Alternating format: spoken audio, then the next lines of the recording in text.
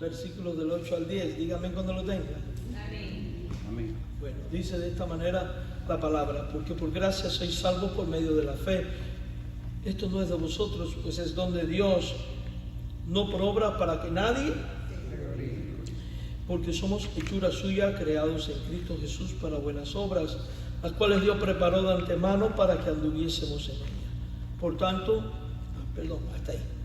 Oramos. Señor, gracias por tu palabra. Rogamos ahora la asistencia de tu Santo Espíritu para que nos dirija en su exposición. Ministranos, Padre, en el nombre de Jesús. Amén. Amados hermanos, el pasaje que nosotros tenemos delante, el que acabamos de dar lectura, constituye una de las declaraciones más gloriosas que podemos escuchar en las páginas de la Biblia. De hecho, es uno de los pasajes más conocidos, más repetidos, sobre todo por el mundo evangélico. Pero el hecho de que sea conocido y repetido no significa que debemos pasar por alto su predicación. Todo lo contrario, hemos de acercarnos con responsabilidad al texto para aprender lo que la Biblia dice en el mismo. En este pasaje el Espíritu Santo nos lleva definitivamente desde la miseria del hombre caído hasta la altura más gloriosa de la gracia, pues como hemos visto en su contexto, así como fuimos sepultados con Cristo, hemos sido resucitados con Cristo, también hemos sido exaltados con Jesucristo, gracias precisamente a la gracia de Cristo. O sea, hemos pasado de la condenación merecida hasta la gloria eterna preparada para cada uno de los redimidos. Y aquí el orgullo humano definitivamente es derribado, pero la suficiencia de Cristo es exaltada y la gracia de Dios resplandece con un brillo increíble. Cuando examinamos este pasaje a la luz de su contexto, descubrimos que la salvación es una obra enteramente divina, realizada por gracia mediante Cristo y aplicada al pecador por medio de la fe, produciendo una vida santa en el presente y conduciéndonos a los creyentes a la gloria eterna. Vamos a estar 3 semanas en estos versículos de la Biblia. Y hoy quiero centrar mi atención específicamente en cómo la salvación es eternamente por gracia y no por obras. Cuando el apóstol Pablo escribe estas palabras bajo la dirección del Espíritu Santo de nuestro Dios, él no está en lo absoluto presentando o escribiendo una frase aislada ni una expresión devocional separada de lo que ha dicho anteriormente, sino que es prácticamente este pasaje la conclusión de lo que ha venido diciendo. Recuerde, él ha estado orando para que los creyentes puedan saber cuál es la grandeza del supereminente poder de Dios, que puedan asimilar que los creyentes son exaltados por Cristo, que los creyentes sean iluminados para que comprendan que el poder que operó en Cristo es el mismo poder que opera en ¿quién? En los cristianos. Él está orando para que los creyentes asimilen de dónde fueron rescatados y puedan vivir a plenitud para la gloria de Dios en el nuevo estado de vida que tienen, gracias a la gracia ¿de quién? De Jesucristo nuestro Señor. El pasaje debe de leerse a la luz de lo que precede.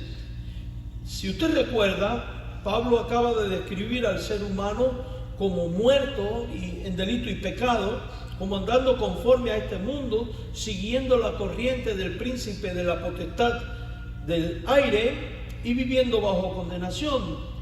Pablo no presenta al hombre como espiritualmente enfermo, debilitado, sino como radicalmente muerto, como completamente incapaz de darse vida a sí mismo. Por eso la salvación que introduce en estos versículos solo puede explicarse como una obra enteramente divina por medio de Jesucristo nuestro Señor. El contexto mismo lo confirma. Vaya al versículo número 4, por favor, del capítulo 2.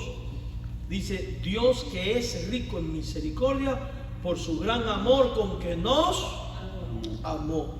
La esperanza del hombre, amados hermanos, hemos estado contemplando que es algo que comienza con Dios y no con el hombre.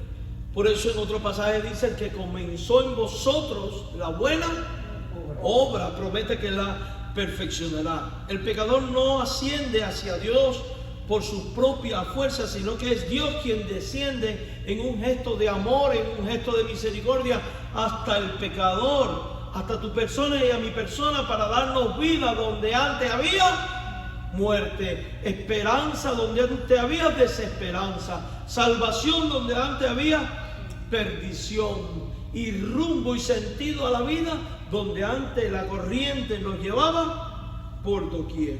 Porque estando aún muertos en pecado, Él nos dio vida juntamente ¿con quién? Con Cristo. Y allí se encuentra precisamente, en el acto de dar vida juntamente con Cristo, allí se encuentra precisamente el corazón mismo del Evangelio Salvador de Cristo. La vida espiritual procede de Dios. El hombre caído no produce regeneración en sí mismo, así como un muerto no puede resucitar por su propia voluntad. Y eso tiene que hacernos pensar, porque esto está diciendo lo que ocurrió en tu vida y en mi vida. Por eso las Escrituras hablan de la salvación como una obra que es de pura misericordia, como una obra que fluye del amor de Dios demostrado en la persona de Jesucristo. Romanos 3:24 dice: justificados gratuitamente por su gracia,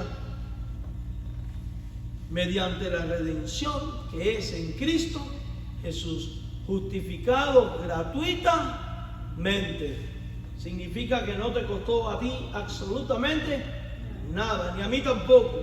Significa que no podía ser comprada con nada ni con mérito humano alguno, sino que es un regalo de Dios, es un don de Dios dado a ti y a mí. Si tú y yo hoy estamos aquí alabando a Dios y somos cristianos, es porque el Padre, en su infinita misericordia y en su infinito amor, nos dio el regalo de la salvación y la vida eterna, de tal manera que podemos estallar en alabanza, en adoración y decir: bendito seas tú, oh Señor, que te plugo bendecirme con este don tan maravilloso que es la salvación. La palabra gratuita en este pasaje de la Biblia elimina toda idea de mérito humano. Dios no salva porque encuentre algo bueno en ti. No salva por lo que tú pudiste haber hecho o no, o por quien tú eras o quien no eras, ni porque descubriera en ti alguna disposición digna como para que Dios dijera: oh, a este hombre lo tengo que salvar porque mira, es maravillosa. Porque lo cierto es que por causa del pecado ninguno andábamos rectamente ante Dios. La causa de la salvación está en el carácter misericordioso de Dios y en su propósito eterno. Y si usted tiene duda de ello, compruebe lo que le escribe el apóstol Pablo a Tito en el capítulo 3, versículo 5. Tito 3, versículo 5. Ahí él le dice: nos salvó no por obras de justicia que nosotros hubiéramos hecho, sino por su misericordia. O sea, no fuimos salvos por buenas obras, fuimos salvos por la misericordia de Dios. Entonces usted tiene un motivo muy poderoso para alabar a Dios y es salvo. Y ese motivo es la misericordia divina. Por eso en oración, en alabanza, en adoración, todos los días tenemos que tener esto presente y venir delante del Padre y decir: oh Señor, te alabo, te exalto, te bendigo, porque tú has sido misericordioso conmigo. Porque en tu misericordia me salvaste. Ahí tiene una razón poderosa para adorar a Dios. Pablo excluye aquí toda confianza en las obras humanas. El problema del hombre no es simplemente que sus obras sean insuficientes, sino que su naturaleza está corrompida por causa del pecado. El corazón humano separado de Dios está inclinado hacia sí mismo y alejado de la santidad divina. Amado hermano, y de esto a mí no me cabe ninguna duda, Fíjese, aun cuando somos cristianos, ¿qué ocurre cuando tú y yo descuidamos un poquito la vida devocional? ¿Verdad que corremos a hacer lo santo y lo bueno? Nada más descuidamos un chin. ¿Entienden la frase chin? Un pelín, un poquitín, poquito, un tantito así. Nuestra vida devocional, nuestra relación con Dios, e inmediatamente la carne toma el control, aflora en nosotros y lo primero que hacemos es correr. Como la puerca al lodo una vez lavada y como el perro al vómito, como dice la Biblia. Porque cuando la carne toma el control y no el espíritu insofacto, volvemos a esa condición, no caída, pero sí de remanente de pecado. O sea que definitivamente separados de Cristo nada podemos hacer. Dependemos íntegramente de su persona y de su acción. Separados de Dios, lo único que hay en nosotros es inclinación hacia el mal. Ahora, si eso ocurre con nosotros siendo cristianos, ¿se imagina cómo es la vida del inconverso? ¿Cómo era tu vida y mi vida cuando no éramos cristianos? De continuo solamente ¿a qué? Al mal. Porque como no había ni temor de Dios, ni amor a Dios, ni compromiso con Dios, ni responsabilidad con Dios, no nos importaba vivir conforme a nuestra naturaleza. Y por eso si había que robar, se robaba. Y si había que mentir, se mentía. Y si se había que estafar, se estafaba. Y en algunos casos extremos, si había que matar, se mataba. Hasta el más puro y más moral de los hombres hacía esto. Porque el corazón separado de Dios solamente piensa en sí y tan solo en sí. Yo primero, yo después. Esa es la realidad.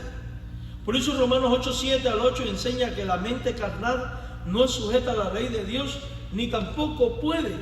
Dice este pasaje de Romanos 8 que ilustra y describe la realidad de tu condición y mi condición pasada, la realidad de la condición de la persona separada de Dios, de la persona que no teme a Dios, que no tiene a Dios, y esto sirve para evaluarnos porque nos permite descubrir si estamos verdaderamente en Dios o no, si alguien está verdaderamente en Dios o no. Romanos 8, versículo del 7 al 8 dice: ¿qué diremos pues? ¿La ley es pecado? En ninguna manera. Pero yo no conocí el pecado sino por la ley, porque tampoco conocieron la codicia. Si la ley no dijera, no codiciarás. Mas el pecado, tomando ocasión por el mandamiento, produjo en mí toda conciencia, porque aún sin la ley el pecado está muerto. Y yo sin la ley vivía en un tiempo, pero venido el mandamiento, el pecado revivió y yo morí. Amados hermanos, definitivamente quien vive sin ley está bajo condición de muerte y de una mente carnal. El hombre natural carece de poder para producir verdadera obediencia espiritual y muchísimo menos para producir fe salvadora por sí mismo. Entonces, después que Pablo, ahí en Efesios, capítulo 2, verso 8, dice: por gracia sois salvos, dice, por medio de la... ¿de la qué? Efesios 2, 8. No lo oigo. Por medio de la fe. La fe es el medio por el cual el pecador recibe a Cristo y descansa también en la persona de Cristo. No, esto no es una obra meritoria, ni es tampoco una virtud que obliga a Dios a salvar. Y eso es muy importante tenerlo en cuenta. La fe no tiene poder salvador en sí mismo. El que tiene el poder para salvar es Dios, a través de Jesucristo. El que opera la salvación es Cristo. La fe es el medio por el cual el ser humano se apropia del don de la vida eterna provisto por Dios a través de Jesucristo. A veces la gente está pasando por un momento difícil y llega alguien y le dice: ten fe en el médico, ten fe en el brujo, ten fe aquí, ten fe allá. Y la gente desarrolla fe, pero no es la fe en sí misma lo que trae salvación o respuesta a la necesidad. Es la persona en la cual se deposita la fe. Y la manera establecida por Dios para actuar en verdadera fe es en Cristo. Porque Cristo es el único mediador entre Dios y los hombres. Por eso la fe no es por sí sola, sino en la fe en aquel que tiene el poder para obrar, en este caso, el perdón de los pecados, la salvación del alma y la vida eterna, y cuya persona es Dios a través de Jesucristo, el Hijo amado. La fe no tiene poder salvador en sí misma. Toda la eficacia está en Cristo, quien murió y quien resucitó para salvar a su pueblo. La fe simplemente abandona toda confianza propia y se aferra únicamente en la persona de Jesús de Nazaret. Por eso puede decirse que la fe es la mano vacía del pecador. La fe es cuando usted viene delante de Dios y le dice: dame esto que Cristo da. Es venir con las manos vacías en la certeza de que voy a recibir de Dios y de Cristo la salvación que el Evangelio revela que Él da al que cree en Él. Es venir con manos vacías.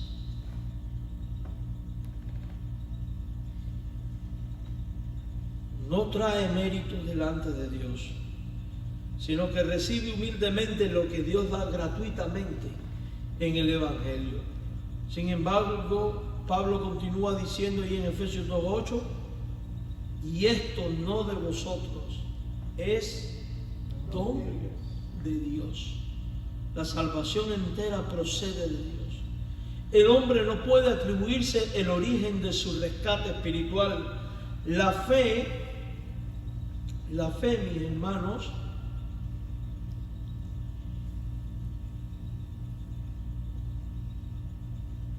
surge como resultado de la obra, de la operación divina del Padre Celestial en tu corazón y en mi corazón. Hay otro pasaje de la Biblia que dice: la fe no es de todos. Y cuando dice la fe viene por el oír, y el oír por la palabra de Dios, declara que la fe es algo producido en el corazón del hombre, no es algo que está innato en el corazón del ser humano. Oh, pastor, pero yo tuve fe en Jesús. Sí, tú tuviste fe en Jesús, pero tú tuviste fe en Jesús porque Dios en su gracia te dio el don de la fe para creer en Jesús. Porque Dios por su palabra produjo en ti la fe que tú necesitabas para creer en Jesús. La Escritura enseña repetidamente que es Dios quien abre el entendimiento, que es Dios quien ilumina el corazón y quien es Dios quien atrae al pecador hacia Cristo. Eso significa que si tú un día pusiste la fe en Jesús como Señor y como Salvador, es porque Dios en un acto de misericordia y gracia te abrió el entendimiento. Dios en un acto de misericordia y gracia te iluminó el corazón, y Dios en un acto de misericordia y gracia te atrajo a los pies de Jesucristo. Si usted recuerda, el capítulo 1 había orado: oro para que Dios le abra los ojos del corazón y entiendan. Nadie conoce al Padre sino el Hijo, y nadie conoce al Hijo sino el Padre y aquel a quien el Hijo lo da a conocer. Hoy tú estás aquí alabando a Jesucristo en espera de la patria celestial, porque Él en un gesto de misericordia produjo en ti la fe que necesitaba para que tú, arrepentido, vinieras a los pies del Salvador, creyendo en Él y recibiendo de Él el don bendito de la salvación. Y eso es maravilloso. Y cuando esto se llega a comprender, uno llega a valorar más a Dios y lo que Él es y lo que Él ha hecho, y valorar más la obra de Dios en la persona de Jesús, de tal manera que somos el resultado pleno de la gracia. No puede haber y no va a haber nada en mí que pueda enorgullecerse diciendo: oh, es que yo fui maravilloso y Dios tuvo que. No, Dios es maravilloso, Él es exaltado. Y pese a toda su grandeza y gloria, decidió voltear su rostro para mirar a un vil pecador como yo y darme así, sin yo merecer, el don bendito de la fe para que creyera en Cristo como Señor y Salvador y pudiera ahora disfrutar no solamente del perdón de los pecados, sino de la esperanza bendita de un día poder estar con Él en la eternidad. Y muchísimo más que vamos a ver en el sermón que viene. Por eso dice que es un don de Dios. Jesús había advertido, ninguno puede venir al Padre, ninguno puede venir a mí, si el Padre que me envió no le trajere. Si usted tiene dudas de ello, vaya conmigo por favor a Juan capítulo 6, versículo 44. Y yo quiero que sea usted quien lo lea, quien lo compruebe. Como aprendimos en la escuela dominical, examine todas las cosas. Porque a veces a la gente le cuesta pensar esto. Dice, oh, yo fui el que encontró a Cristo. Usted no encontró a nadie. Cristo te encontró a ti cuando tú estabas en tu miseria, tirado en el camino, perdido, muerto, sin iluminación, con un corazón duro. Él te encontró y por misericordia, por amor, en un gesto de gracia produjo en ti la fe a través del Evangelio para que creyeras en Cristo, para perdonarte, para salvarte y para darte vida. Eres el resultado pleno de la gracia de Dios. Juan capítulo 6, versículo 44. ¿Lo tiene ahí? Amén. Mire lo que dice, mi hermano. Mire lo que dice.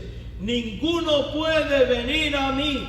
El hombre por sí mismo no va a Jesucristo si el Padre que me envió no le trajere. En otras palabras, hoy tú estás en Cristo porque el Padre te trajo a Cristo. Amén. Qué hermoso. ¿Sabe lo que eso está diciendo? Que yo iba en el camino amplio, espacioso, que rumbo a la perdición, y Dios hizo esto. Ven acá. Te tomó de la mano, te sacó del camino de perdición, te puso frente a la puerta estrecha, frente al camino angosto, y te dijo, entra por aquí, coge este camino, porque ese es el que lleva a mí, y esta persona es Jesús. Estás en Cristo porque el Padre te trajo a Cristo. ¿No es eso maravilloso? ¿Se da cuenta cuántas cosas ha hecho Dios contigo? Eso es lo que dice ahí. Si el Padre que me envió no le trajera. ¿Y qué pasa con los que son traídos por el Padre al Hijo? Dice Jesús, da una promesa. Y Dios cumple su promesa. Y esta promesa es para ti. El Padre que te ha traído a Cristo es el mismo Padre que en el día de la resurrección, ¿qué va a hacer? Te va a resucitar para que tú estés con Cristo en el lugar de Cristo, para la gloria de Cristo por toda la eternidad. Dios es la garantía plena de nuestra salvación en Cristo. Él te trajo, Él te da vida, Él te resucitará en lo espiritual y físicamente. ¿No es esto maravilloso? Aquí no está diciendo, yo encontré al Padre, yo encontré a Cristo, yo voy a encontrar un día de resurrección. No, aquí está diciendo, el Padre me trajo al Hijo, por medio del Hijo fui salvado, y gracias a la resurrección del Hijo, el Padre también me va a resucitar. Por eso a la final trompeta, los muertos en Cristo resucitarán primero. La salvación entera procede de Dios, lo repito. La salvación entonces no depende del capricho ni la voluntad humana, de nadie. Usted nunca va a poder obligar a nadie a ser salvo. De hecho, no depende de la elocuencia de un predicador. Yo me encontré una esposa de pastor en California. Con todo mi respeto, yo no creo que esa señora fuera ni cristiana. Estaba criticando a otro pastor diciendo esto. Ella ya era viuda, su esposo había muerto. Y decía, este pastor no es bueno, no sirve. Porque él predica y cuando él hace llamamiento, nadie responde. No tiene poder para salvar a nadie. Mi esposo cuando predicaba salvaba una pila de gente porque la gente respondía. Y cuando yo oigo semejante comentario, Sinceramente me dio una tristeza porque aquella mujer, esposa del pastor, retirado después de 50 años de pastorado, no había entendido nada del Evangelio. Porque los hombres no son los que salvan a nadie. En la vida hay personas que se convierten como resultado de la exposición magistral de un evangelista o de un predicador. Y también hay personas que se convierten con las simples palabras de un campesino o de un analfabeto. Porque es Dios quien trae, porque es Dios quien salva. Los hombres, como decía el apóstol Pablo, ¿qué son? Herramientas. Uno sembró, Pablo sembró, Apolo regó, el crecimiento lo ha dado Dios. Es Dios el que produce el querer como el hacer, es Dios el que toma, es Dios es el que salva, Dios es el que renueva la mente, el corazón, no son los hombres. Por eso es que decimos que la salvación no depende de la voluntad humana, sino de la misericordia divina. Usted no va a poder obligar a su hijo a ser salvo, por más que usted quiera. Ay, ¿cómo oro por mi familiar no cristiano? Señor, cumple tus propósitos redentores con él. Porque la Biblia nos manda a orar por los inconversos. Cumple tus propósitos redentores. Señor, ilumínale. Señor, opera conforme a tu voluntad en la vida de él. Tráele a tus caminos. Porque esto no anula lo otro, en lo absoluto. Por eso Pablo dice continuamente, orad por mí para que se me abran puertas y oportunidades. Pero está claro en la Biblia que la salvación no depende de la voluntad humana, sino de la divina. Y cuando un pecador cree verdaderamente, ello ocurre porque Dios ha obrado primero en su interior por medio del Espíritu Santo. O sea que si alguien responde es porque Dios ya ha obrado. Si alguien se está acercando, está escuchando, es porque Dios está ¿qué? Obrando. Por eso hay que dejar que sea Dios quien haga la obra. Y usted tiene duda de ello, busque Isaías 64:6. Isaías capítulo 64, versículo número 6. Y esto es para que usted le sirva como herramienta cuando usted empiece a discipular a un nuevo creyente y pueda entender cómo Dios trabaja. Pero para que también usted asimile cómo Dios trabajó con tu vida, que es lo que quiere que Pablo... Es lo que Pablo quiere que los efesios entiendan para que no se desalienten, sino que cobran ánimo y puedan seguir adelante predicando la buena nueva de salvación en Cristo, el Evangelio de la gracia. Isaías 64:6. Dígame cuando lo tenga. Si bien todos nosotros somos como ¿qué? Como suciedad. Y todas nuestras justicias como ¿qué? Como trapo de inmundicia. Y caímos todos nosotros como la hoja, y nuestras maldades nos llevaron como viento. Fíjense en esto, mi hermano.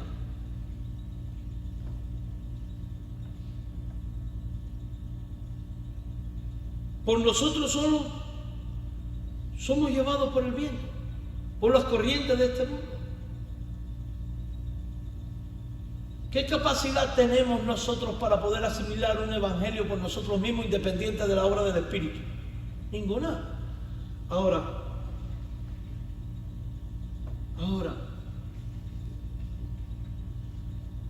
lo maravilloso es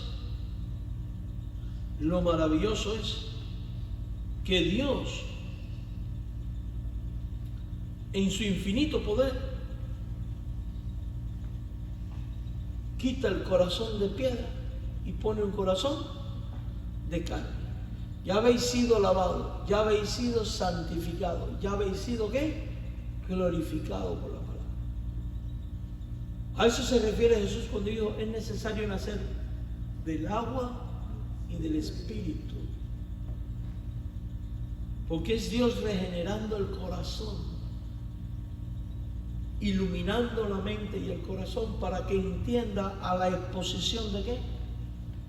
El que comenzó en vosotros la buena obra, repito. Pablo afirma: no por obra, para que nadie se gloríe. El Evangelio destruye toda jactancia humana. Nadie podrá presentarse delante de Dios atribuyéndose parte de la gloria de su salvación. La obra no justifica al pecador, no produce el nuevo nacimiento y no puede borrar la culpa del pecado, porque lo mejor de nosotros era como trapo de inmundicia. Si tu corazón se renovó es porque Dios lo renovó. Por tanto, la gloria le pertenece a Él. La ley revela el pecado, pero no puede salvar del pecado. Las obras humanas jamás alcanzan la perfección que la santidad de Dios exige. Por eso, el hombre necesita una justicia perfecta que no provenga de sí mismo. Esa justicia se encuentra únicamente en la persona de Jesucristo, quien obedeció perfectamente al Padre y cargó sobre sí el castigo de la culpa que era tuya y mía. El pecador es aceptado delante de Dios gracias a Jesús. Fuimos aceptados delante de Dios gracias a los méritos de Jesús. Por eso añade, somos hechura suya. Déjalo ahí, verso 9. ¿Somos qué? Hechura suya, creados en Cristo Jesús. Cuando tú naciste de nuevo y fuiste hecho nueva criatura, fue porque Dios lo hizo en ti. Somos el resultado de la nueva creación de Dios. Había un coro que cantábamos que decía, yo quiero ser, Señor amado, como el barro que está en las manos del alfarero. Toma mi vida y hazla de nuevo. ¿Verdad? ¿Por qué? Porque somos nueva masa, nuevo vaso, gracias a la hechura de Dios en la persona de Cristo. Hoy somos los que somos nueva criatura gracias a Él, por los méritos de Él, por la obra de gracia de Él. Porque si se hubiera fijado en tus méritos y en mis méritos, Dios no hubiera hecho esto contigo, ni conmigo. Somos el resultado pleno de la gracia. El pecador es aceptado no por su justicia, sino por la justicia de Cristo, recibida mediante la fe. Pablo no termina aquí. Él dice, somos hechuras suyas. La gracia que salva es también una gracia que transforma, que hace nueva todas las cosas. Porque cuando venimos arrepentidos delante de Dios, la Biblia dice que Él toma todos nuestros pecados y los lanza a lo más profundo del mar. Y dice, si tus pecados fueren negros como la grana, serán emblanquecidos. Y dice, nunca más me acordaré de ellos. He aquí yo hago nuevas todas las cosas viejas pasaron. La gracia transforma. Las buenas obras no son la causa de la salvación, pero sí son el fruto inevitable de la salvación. Porque si tú eres hecho nueva criatura, entonces ahora tú vas a andar como nueva criatura. Y el verdadero cristiano da frutos de esa nueva criatura. Porque la Biblia dice que el árbol bueno da frutos buenos. Y si el Espíritu de Dios ha sido puesto en tu vida, entonces definitivamente los frutos de tu andar van a ser frutos de gracia, frutos del Espíritu. Amor, gozo, paz, benignidad, bondad, templanza, dominio propio y cosas como esas. Y vas a ser alguien que en su actuar se mueve en un mayor porcentaje en armonía y en pro de lo que dice la Biblia, que no arrastrado por los pecados. ¿Vamos a errar en algunos puntos? Sí, pero mayoritariamente vamos a vivir dando frutos del Espíritu. Más van a ser los frutos del Espíritu que los de la carne. Persona que diga soy cristiano, pero no hay frutos de cristianismo, es un árbol llamado cristiano, pero es un árbol sin fruto. Y un árbol sin fruto en la Biblia es cortado y echado fuera. ¿Qué le dijo Jesús a la higuera que no dio fruto? Te voy a dar tiempo. Si pasado el tiempo vengo y no hay fruto, que lo corten. El Padre nos poda para que demos fruto. Y la Biblia dice que nos escogió en Él antes de la fundación para ser un pueblo santo y sin mancha. Y ahora dice que somos criaturas de Dios, creación de Dios, hechura de Dios para buenas obras, para dar frutos. La semilla que cayó en buena tierra dio frutos. Y ahí es donde tenemos que llegar y autoexaminar nuestra vida. Porque estas palabras no están dichas para que usted salga corriendo a aplicárselas a otro. Está dicha para que usted se la aplique a usted mismo. Es ahí donde debemos de preguntarnos y examinarnos. ¿Estoy dando los frutos dignos de arrepentimiento? ¿Estoy dando los frutos como árbol de Dios que soy? ¿Estoy dando los frutos que Dios quiere que dé? ¿Qué fruto estoy dando? Cuando los que están a mi alrededor vienen y se acercan a mí, ¿qué frutos ven en mí? Fruto dulce, agradable, codiciable, sabroso, de tal manera que cuando participan de mi vida van a regresar porque aquí saben que hay algo bueno, o un fruto seco, malo, podrido, amargo, ácido, de tal manera que la persona que se va a alejar, o venenoso. Si yo le pongo aquí un árbol de mangos, un mango de esos bien oloroso, bien coloradito, que es pura azúcar, sabroso, mira la camisita nos dice, ¿verdad que sí? Y aquí le pongo otro mango de esto que se ve verde, que cuando usted lo abre es blancuzo, y cuando lo prueba es un ácido, pero al mismo tiempo después es amargo y tiene gusanos. Cuando usted dice voy a por mangos, ¿a cuál usted coge? Acercarse al bueno.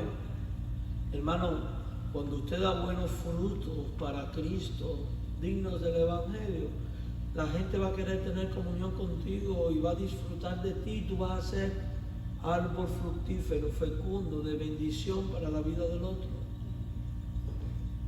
Pero para ello tienes que cultivar tu vida. Sobre todas las cosas, a reflexionar en la gracia de Dios e implementar todos los frutos de la gracia en tu vida.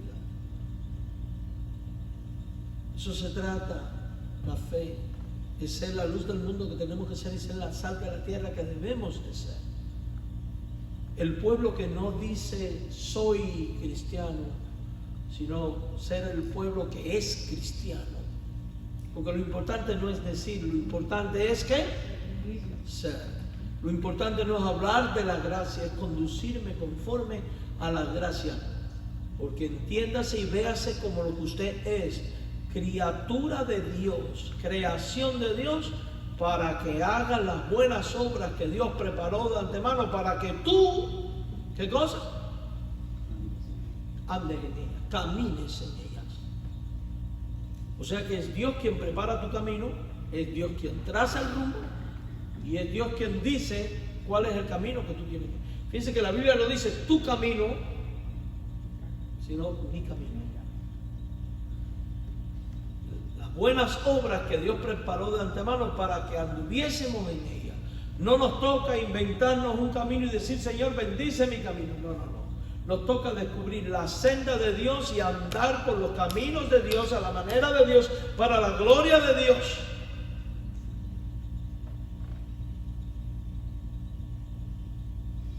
Dios no solo perdona al creyente, también renueva su vida. El que ha sido unido a Cristo es una nueva criatura. Hay nuevos afectos, nuevos deseos y una nueva dirección de vida. Ya no pensamos igual, ya nos sentimos igual y ya no nos conducimos igual. Ah, pastor, pero yo conozco a creyentes que yo veo que no se conducen bien. Sus deseos son para ellos mismos y sus caprichos, y sus afectos y sentimientos son muy volubles. y no son sinceros. Y ahí la pregunta es, ¿conocemos creyentes así? Sí, y probablemente tú y yo en algún momento hemos sido así. Y esto es una alerta para no ser así. La pregunta no es, ¿son creyentes? Sino, ¿son cristianos? Porque cuando nos comportamos de esta manera, no nos estamos comportando como cristianos. Y este no es el modelo que Dios quiere. Y decimos estas cosas no es para que usted ahora se empiece a fijar en el otro, porque la tendencia natural de nuestra carne es a buscar la paz ajena. Y aquí no se trata de buscar la paz ajena, se trata de empezar a ver la viga que tenemos nosotros mismos y removerla. Pastor, aquí son muy rígidos, aquí son muy estrictos. En la iglesia de la esquina no son tan serios y allí son más relajados. Bueno, si en la iglesia de la esquina usted considera que son más relajados y no son tan serios, y le pasan la mano al pecado, y no importa tanto cómo tú vivas para Dios o no, usted tiene una de dos opciones. Uno, arrepiéntese de sus pecados y viva para la gloria de Dios a la manera de Dios, porque el Evangelio no es rigidez ni es carga pesada. El Evangelio es vivir en la libertad con que Cristo nos hizo libres.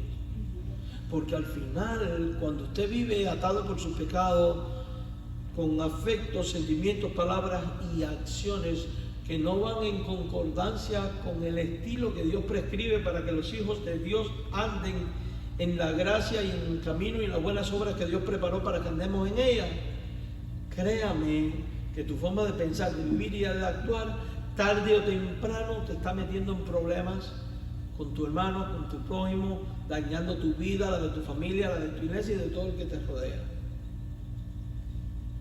Entonces, en situaciones como esa, yo prefiero más la iglesia más estricta,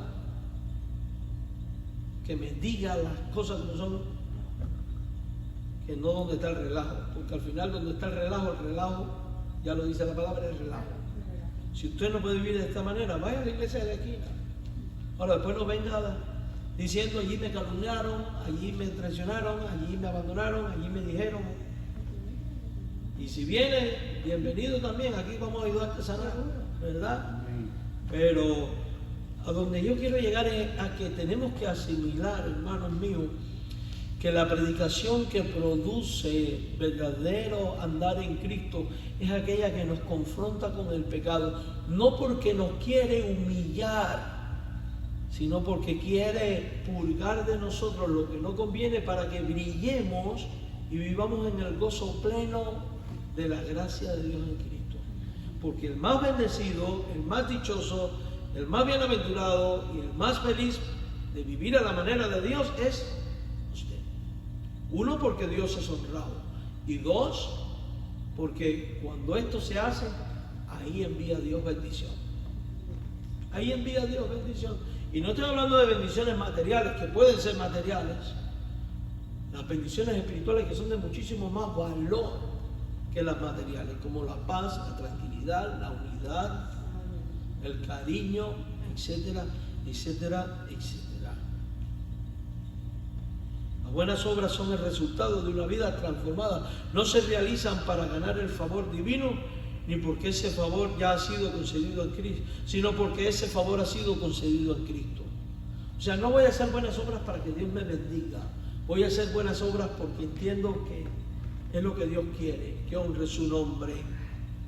La santidad verdadera nace de un corazón renovado. Santiago 2:17 dice, la fe si no tiene obras es muerta. No significa que las obras completen la salvación, sino que evidencian la realidad de una fe viva. La fe genuina produce obediencia, la fe genuina produce amor, la fe genuina produce arrepentimiento y la fe genuina también produce perseverancia. Que aunque se pongan difíciles las cosas, por amor y por fe a mi Dios, aquí voy a seguir. Allí donde Dios ha dado nueva vida, inevitablemente comienzan a aparecer también frutos espirituales. Pablo concluye diciendo que estas buenas obras Dios preparó de antemano para que anduviésemos. ¿Quiénes? Algunos. Anduviésemos. No dice para que algunos anden, sino para que anduviésemos. ¿Quiénes? Todos. El plan de Dios es que todos, por haber sido hechos partícipes de la gracia que tenemos en común y haber sido dotados de la fe en Cristo Jesús, debemos de andar todos en estas buenas obras. La vida del creyente no queda entregada al azar. Dios mismo dirige y obra en aquellos que ha salvado. La santidad del creyente no es independiente de la gracia, es el resultado continuo de la obra de Dios en él. Por eso, Dios no quiere cristianos de banco, ni cristianos nominales. Dios quiere ver a cada uno de ustedes tomando acciones en la obra del ministerio. Cada uno según el don y la manifestación del Espíritu Santo y el don que ha recibido. Amén. La semana próxima vamos a hablar de cómo Cristo es el centro y sustancia de nuestra salvación. Oramos. Gracias, Padre, por la bendición de estar en tu casa y de oír tu palabra, la Biblia. Llévanos con bien a nuestro hogar y danos tu bendición en Cristo Jesús. Amén.